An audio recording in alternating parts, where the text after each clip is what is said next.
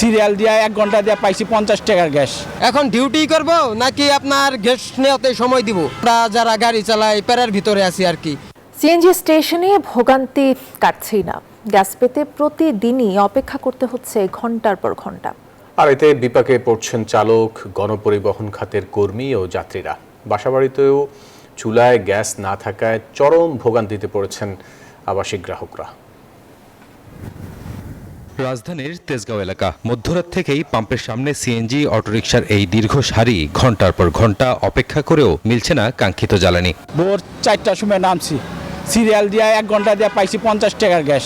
এখন ডিউটি করব নাকি আপনার গ্যাস নেওয়াতে সময় দিব? আমরা যারা গাড়ি চালাই প্যারার ভিতরে আছি আর কি।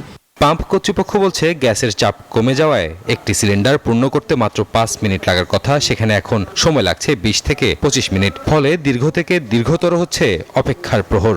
আগে তো আমরা পাইতাম 15 PSI, এখন পাচ্ছি 2 PSI। কোনো রকম চলতেছে, মেইন লাইনে কোনো গ্যাস নেই, অল্প আসতেছে, যেইটুকু পাচ্ছি দিচ্ছি। দিন শেষে গ্যাস না পেয়ে অনেক চালককে ফিরতে হচ্ছে শূন্য হাতে। এদের দৈনিক আয় বন্ধ হওয়ার উপক্রম হওয়ায় ক্ষুব্ধ চালকরা। গ্যাসে তো প্রেশার নাই এরকমের, কিন্তু বিল তো দেখি আমরা ঠিকই ওঠে। লাইনে প্রেশার একদম কম, এজন্য অনেক সিএনজি ফিলিং স্টেশন বন্ধ ঢাকাতে। সিএনজি সংকটের এই আঁচ লেগেছে রাজধানীর বাসাবাড়িতেও। মিরপুর, মোহাম্মদপুর ও মগবাজার সহ বিভিন্ন এলাকায় সকাল থেকেই জ্বলছে না চুলা। পেট্রোবাংলা জানিয়েছে মহেশখালীর এলএনজি টার্মিনালে ত্রুটি মেরামতের কাজ সম্পন্ন হলে সরবরাহ স্বাভাবিক হবে। এজন্য লাগতে পারে আরও কয়েকদিন। রাজু মাহমুদ, নিউজ 24, ঢাকা।